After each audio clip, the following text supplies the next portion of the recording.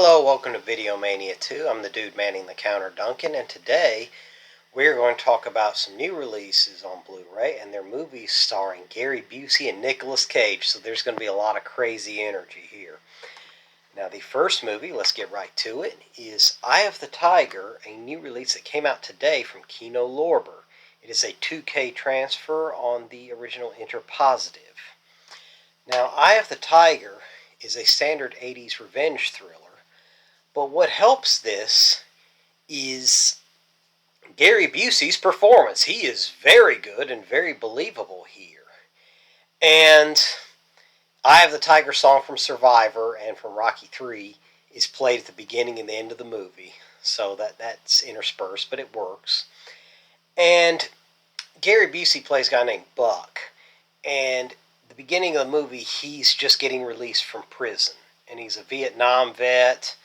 And, he's had, a lot of battles in his time. And he wants to go back to a small Texas town where he grew up and just work. He has a wife and kid waiting on him. He just wants to live a quiet, humble life. And there is a biker gang and a corrupt sheriff. And the corrupt sheriff lets the biker gang just do whatever they want in that town.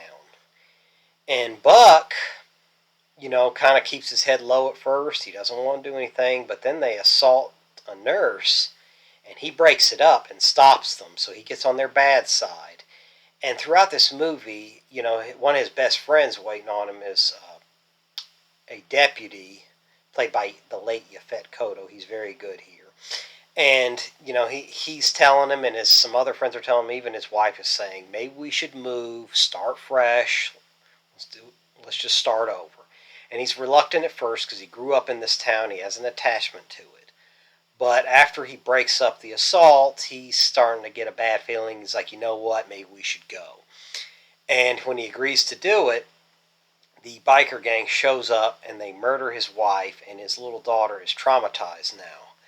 And so he's like, okay, this has gone beyond personal. I'm coming at you with everything I've got. And he wants to protect the town, and he, gets some revenge as well. And the emotional stakes are what kind of separate this movie a little bit from other 80s action fare. And Gary Busey, his performance really carries this. He's not this crazy wild man persona. I mean, he's very believable, and, a guy who's just been in wrong places at wrong times, and actually a pretty good guy. And he conveys that very well here. And he just wants to, stand up and fight. And when the town just sits by and lets it happen, he gets mad at him. He's like, come on, are you going to fight with me? And you feel that in those emotional stakes. He's like, I love this town. I grew up here. I grew up with you. And you gave this town away. What is wrong with you? And that's where you really feel it. And the direction here is very solid. It's just a standard story, but it's very good. And, he also, one thing that was cool here that does separate it is he gets this James Bond vehicle, almost like a Dodge Ram, from a friend he made in prison who's very wealthy. And he gets this crazy tricked out Dodge Ram, like an 80s Dodge Ram, but it's got machine guns and stuff. It's really cool, and that works in the final battle here. And it works, but Buck's, he stays grounded. He doesn't transition to this over-the-top wild man. He stays grounded and, sticks to his beliefs, and that's all conveyed very well here. And I'm glad I discovered it's free to stream on Tubi, but you see what an actor, Gary Busey, was very good. And so I forgot what a great actor he was, and this is maybe his best performance I've seen him in. Now, the next movie is Snake Eyes, starring Nicolas Cage and Carla Gugino and Gary Sinise. And it's directed by Brian De Palma. And here, it's not Secretary of State, I think it's Secretary of Defense, is murdered, and there's a fight in Atlantic City during a hurricane, and in Atlantic City. And Nicolas Cage plays Rick Santoro, a detective who happens to be on the scene. And he's corrupt. He's fast talking. He's hustling. He uses his badge to bully people around. He's not really a great guy. He cheats on his wife. He's just hustling for the next thing.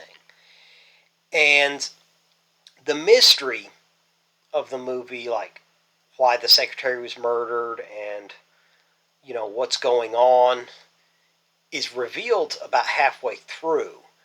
But the real catch to this movie is Rick Santoro's character as a corrupt detective. How corrupt is he? What line does he not cross? Does he have any integrity at all? And that's what's explored here. Is there some redemption for him? Because when you get in here, like, I'm not going to root for this guy. He's really not very good. But then, he comes to some decisions between one of his best friends, an innocent girl. Where does this all tie in? Is he willing to do the right thing? It may even hurt him in the long run. And that's all explored here and laid out beautifully. And Brian De Palma, his touch can be felt. He was coming off directing the first Mission Impossible, and that kind of vibe and feel of that movie translates to Snake Eyes a little bit. There's some similarities you can see. And the movie initially, I didn't like it when I saw it in 1998 when it came out. I thought it was like kind of flat.